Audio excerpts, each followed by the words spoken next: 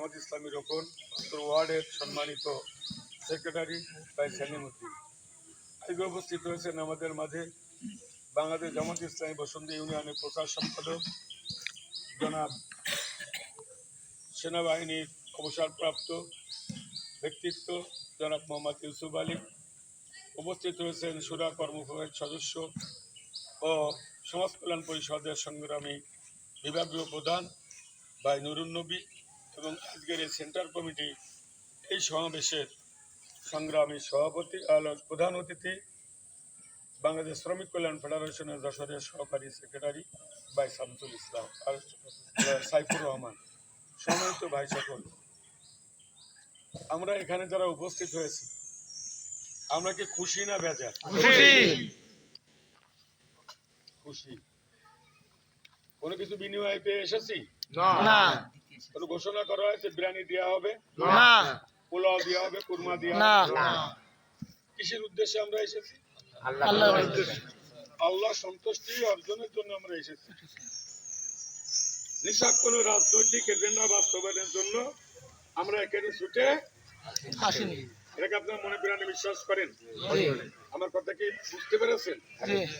প্রচলিত রাজনৈতিক কোন এজেন্ডা বা কর্মসূচি বাস্তবায়নের জন্য আমরা এখানে আসিনি। প্রশ্ন হতে পারে, বাংলাদেশ জামাত ইসলামী কি বাংলাদেশের একটি রাজনৈতিক দল নয়? অবশ্যই একটি রাজনৈতিক দল এবং নিয়মতান্ত্রিক একটি রাজনৈতিক দল। আমার কথা কি বোঝা গেছে? তাহলে এই দলকে আপনারা সকলে কি ভালোবাসেন? কিসের জন্য? আল্লাহর জন্য। আল্লাহর জন্য। কিসের জন্য? আল্লাহর জন্য। মুহাম্মদ রাসূলুল্লাহ সাল্লাল্লাহু আলাইহি ওয়াসাল্লামের আদর্শ বাস্তবায়নের জন্য ভালোবাসেন। ব্যক্তিগত কোন জামাতের নেতা, ব্যক্তিগতভাবে জামাতের কোন মানুষের প্রতি ঝোঁকপ্রবণতা ভালোবেসে আমরা এই দলকে ভালোবাসি।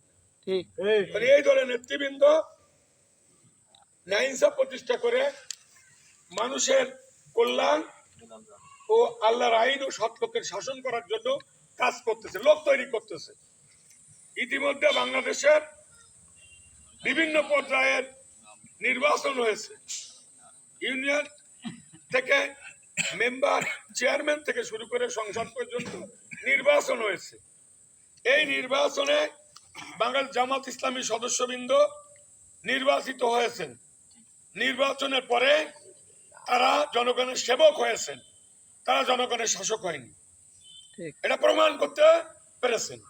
তা দুর্নীতির সাথে আপোষহীনভাবে তারা কাজ করেছেন, দুর্নীতির সাথে তারা সংযুক্ত হননি। এটাকে বিশ্বাস করেন?